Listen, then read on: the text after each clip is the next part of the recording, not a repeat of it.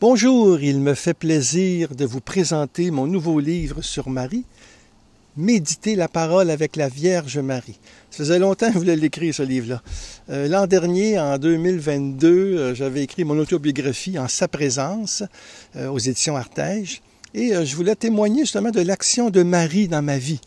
Mais plus je relevais ses visitations, en fin de compte, dans ma vie, mais plus Marie me renvoyait à Jésus.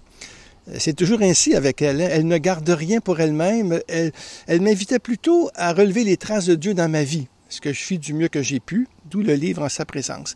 Mais le projet d'écrire sur Marie n'était que partie remise. D'où ce petit livre qui paraît justement au mois d'octobre, appelé le mois du Rosaire, aussi en raison surtout de la fête Notre-Dame du Rosaire, célébrée le 7 octobre. Et c'est pour ça que j'ai voulu faire ça à l'extérieur. C'est tellement beau l'automne au Québec, alors on en profite.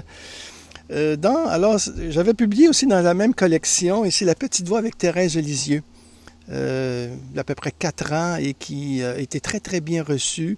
Donc, c'est une collection qui permet de cheminer 40 jours dans une sorte d'itinéraire spirituel. Donc, je propose, dans le petit livre sur Marie, de cheminer 40 jours avec la Mère de Jésus. Comment? Eh bien, c'est selon la structure de la collection. En méditant chaque jour un verset de la parole de Dieu, en faisant un petit commentaire, en l'intégrant dans notre vie et en terminant par une prière. Méditant chaque jour un verset de la parole, bien, il y a à peu près 40 extraits du Nouveau Testament que j'ai repris où on parle de Marie.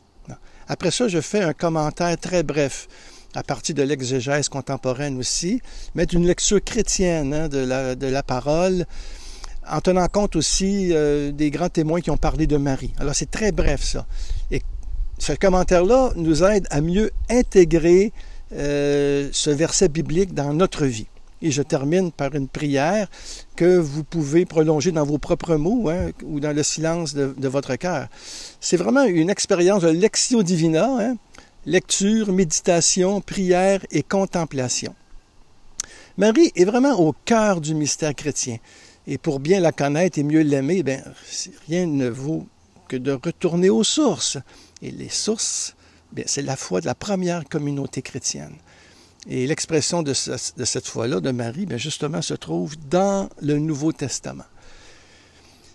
On parle très peu de Marie quand même, mais on en parle, surtout dans les 2 premiers chapitres de Luc, et aussi Saint Jean en parle un peu. Bon.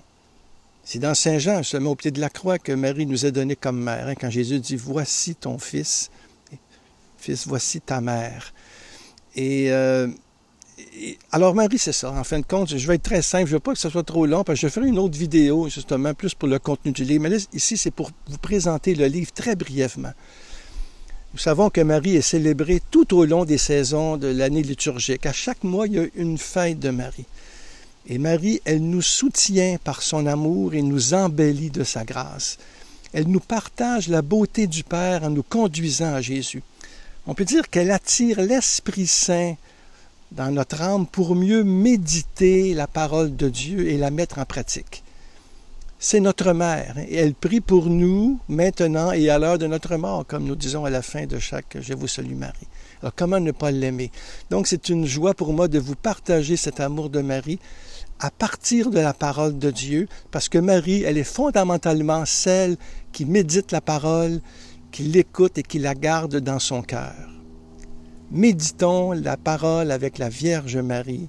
Je vous souhaite une très bonne lecture et une bonne méditation. Merci.